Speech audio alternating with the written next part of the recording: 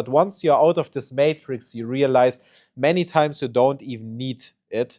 It depends on your business, honestly. So many times, if you are just active in the US, just have a US LLC, good processing. If you are in Europe, you still need to have some Europe structure, but you can also combine this. So, for example, we have many clients who have their fulfillment in Europe, company in Europe, but they have a second company in the UAE.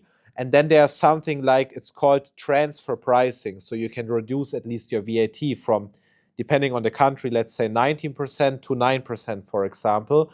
Or you can put a US LLC under your UAE company, because then you have the UAE company, you have substance here, and then you also have the US LLC under your UAE company for good US payment processing. It also works. And you can also combine it with a Hong Kong company. It's all possible. At the end, you need to look at America, Europe, Middle East, and Asia, and how to take the most out of it. But sometimes you also don't need everything of it. Maybe you just need US and UAE, and you don't necessarily need to combine it.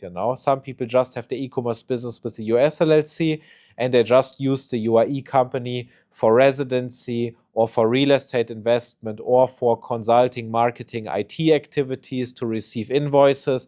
Or maybe they start with their own warehouse here, for example, with their own manufacturing. So it really depends on the activity, but it can be an option, but it's not always necessary, because things sound always great, but sometimes they can also overcomplicate things, because now you have no bureaucracy in the US, but once you combine US with other parts around the world, you also have FATCA and other things which overcomplicate many times.